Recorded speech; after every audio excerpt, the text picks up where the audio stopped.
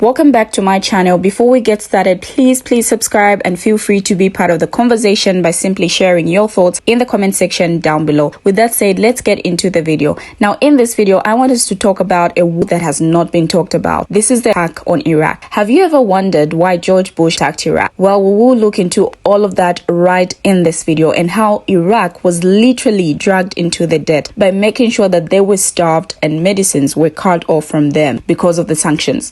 Now, because of these same sanctions, cruel sanctions for that matter, thousands and thousands of people got unalived, and according to the UN, 5,000 were aged 5 and under. Now, most of these children have to suffer during a war. Like, there's literally no exception whatsoever. Just like this man is saying in this video, you would wonder what the gain was on putting cruel sanctions like those ones on Iraq. Now, sanctions of starving people until they are unalived. Check out his video for more context. I will be right back with more information on the same. So, Gore surrenders. I turned to my wife and I said, George Bush Jr. will attack Iraq right now. She goes, what? Where did this come from? And I go, he's an illegitimate president. Everybody knows it. He has to make himself legitimate. The only way to make yourself legitimate in this moment is start a war. There's nobody in worse shape than Iraq. Because by that point, we had imposed catastrophic, brutal, cruel, anything crimes against humanity sanctions on Iraq. Sanctions that that made what we did to apartheid South Africa look like a joke. We cut off their food. We never cut off South Africa's food. We cut off their medicine. Who cuts off the medicine? We were going to grind Iraq into the dirt. And we were going to do it by literally strangling them and starving them. Madeleine Albright, Secretary of State for Bill Clinton. This is before she becomes Secretary of State. She was already in the Bill Clinton administration. She's interviewed by 60 Minutes. There are like 4 years, I think it was, I want to say it was 96. Don't quote me on the year, it might have been 95. I recently wrote something about this and I can't remember the year. She's being interviewed on 60 Minutes. And I think it was Leslie Stahl. Leslie Stahl says, according to the UN, 800,000 Iraqis have already died because of the sanctions. So the sanctions have already been in effect for 5 years. 800,000. It's more than 100,000 a year. And then Leslie Stahl says, and according to the UN, 500,000 are aged 5 and under. We literally killed 500,000 bees already. Why? Because they invaded Kuwait? What were we gaining from putting these sanctions, these cruel, sadistic sanctions on Iraq? You're trying to get rid of Saddam by starving people to death? What are you doing? You're crippling the economy? How's that going to get rid of a tyrant? That makes the tyrant stronger. People are going to rally around the tyrants. Because now they're thinking, well, now we have to fight for this guy because you're killing us. Now we want vengeance. Now we have to defend the state against this foreign force that's doing this thing. And so Leslie Stahl goes, is it worth it? And Madeleine Albright goes, I wouldn't do it differently if I had to do it over again.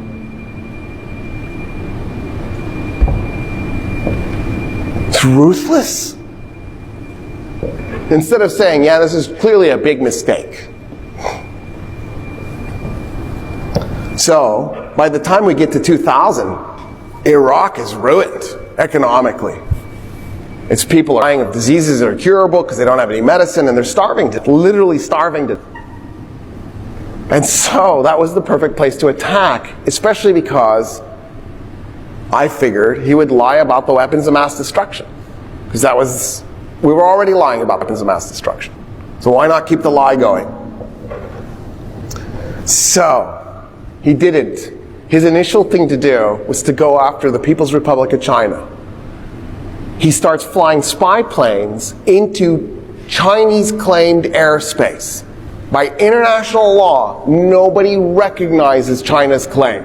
They go way too far out into the water and they're in international waters. And so what we do is we'd fly our airplanes into the international waters. We were on the right side. There's no two ways about it. China's claim is ridiculous.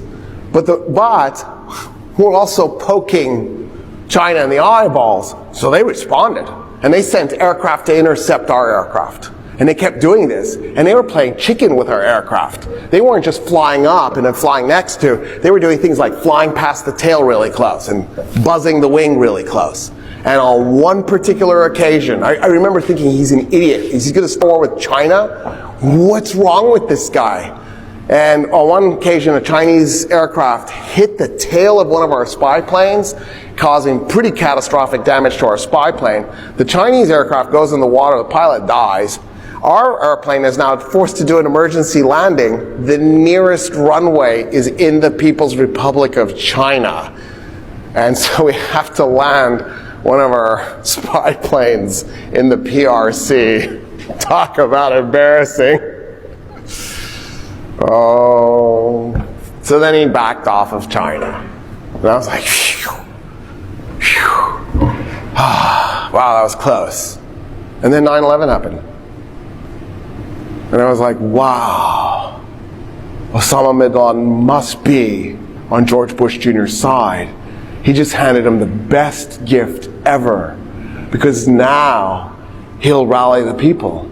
He has his war. He doesn't need to make up at a war. He's got his war. It was just given to him.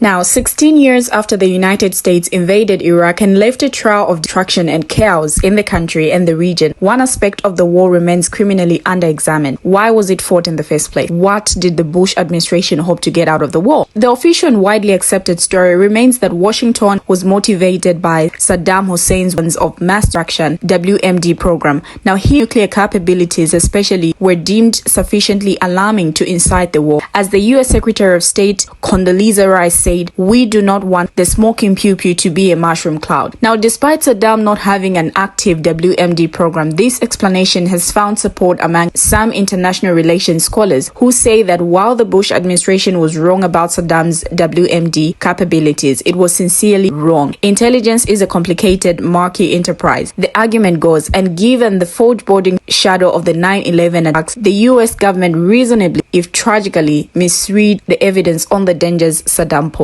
Now, there is a major problem with this thesis. There is no evidence for it beyond the words of the Bush officials themselves. And since we know the administration was engaged in a widespread campaign of deception and propaganda in the run-up to the Iraq war, there is little reason to believe them. Now, investigations into the causes of the war finds that it had little to do with fear of WMDs or other purported goals such as a desire to spread democracy or satisfy the oil or Israel lobbies. Rather, the Bush administration invaded Iraq for its demonstration effect. Now, a quick and decisive victory in the heart of the Arab world would send a message to all countries, especially to regimes such as Syria, Libya, Iran, or North Korea, that American hegemony was here to stay. But simply, the Iraq war was motivated by a desire to re-establish American standing as the world's leading power. Now, indeed, even before 9/11, then Secretary of Defense Donald Rumsfeld saw Iraq through the prism of status and reputation, variously arguing in February and July 2001 that outstanding Saddam would enhance U.S. credibility and influence throughout the region and demonstrate what U.S. policy is all about. Now, these hypotheticals were catalyzed into reality by September 11, when symbols of American military and economic dominance were destroyed. Driven by humiliation, the Bush administration felt that the U.S. needed to reassert its position as an unchallengeable hegemon. Now, the only way to send a message so menacing was a swashbuckling victory in war. Crucially, however, Afghanistan was not enough. It was simply too weak a state. Now, as prison bullies know, a fearsome reputation is not acquired by beating up the weakest in the yard. Or as Rumsfeld put it on the evening of 9/11, we need to be something else to prove that we are,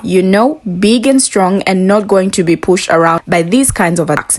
Moreover, Afghanistan was a fair war, a tit-for-tat response to the Taliban's provisions of sanctuary to al-Qaeda's leadership. Rumsfeld, Deputy Secretary of Defense Paul Wolfowitz, and Secretary of Defense for Policy Douglas Fay considered restricting retaliation to Afghanistan dangerously limited, meager, and narrow. Doing so, they alleged, may be perceived as a sign of weakness rather than strength, and proved to embolden rather than discourage regimes opposed to the U.S. They knew that sending a message of unbridled hegemony entailed a disproportionate response to 9/11, one that had to extend beyond Afghanistan. Now, Iraq fit the bill both North because it was more powerful than Afghanistan and because it has been in neoconservative crosshairs since George H.W. Bush declined to press on a Baghdad in 1991. A regime remaining defiant despite a military defeat was barely tolerable before 9/11. Afterwards, however, it became untenable.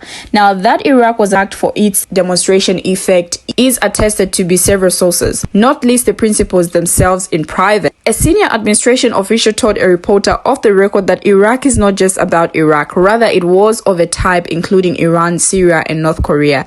In a memo issued on September 30th, 2001, Rumsfeld advised Bush that the US government should advise a goal along these lines: new regimes in Afghanistan and another key state or two that supports terrorism to strengthen political and military efforts to change policies everywhere. Now, Faith wrote to Rumsfeld in October 2001 that action against Iraq would make it easier to confront politically, militarily, or otherwise Libya and Syria. Now, as for then Vice President, one close advisor revealed that his thinking beyond the war was to show we are able and willing to strike at someone. That sends a very powerful message. Now, in a 2002 column, Jonah Goldberg coined the Ledeen Doctrine, named after neoconservative historian Michael Ledeen.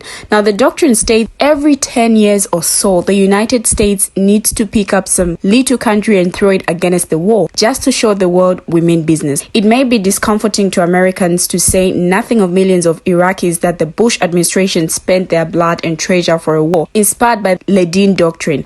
Now, did the US really start war? One that cost trillions of dollars, unalived hundreds of thousands of Iraqis, destabilized the region, and helped create the Islamic State of Iraq and the Levant, just to prove a point. Now, more uncomfortable still is that the Bush administration used WMDs as a cover, with equal parts fear-mongering and strategic misrepresentation, lying to exact desired political effect. Some US economists consider the notion that the Bush administration deliberately aimed the country and the globe into war in Iraq to be conspiracy theory. Now, on par with beliefs that President Barack Obama was born outside the US or that cost did not occur. But this sadly is no conspiracy theory. Even Bush officials have sometimes dropped their guard. Faith confessed in 2006 that the rationale for the war didn't hinge on the details of this intelligence, even though the details of the intelligence at times become elements of the public presentation. Share your thoughts on what you think about this video. Thank you for watching and see you in my next video. Don't forget to give this video a thumbs up.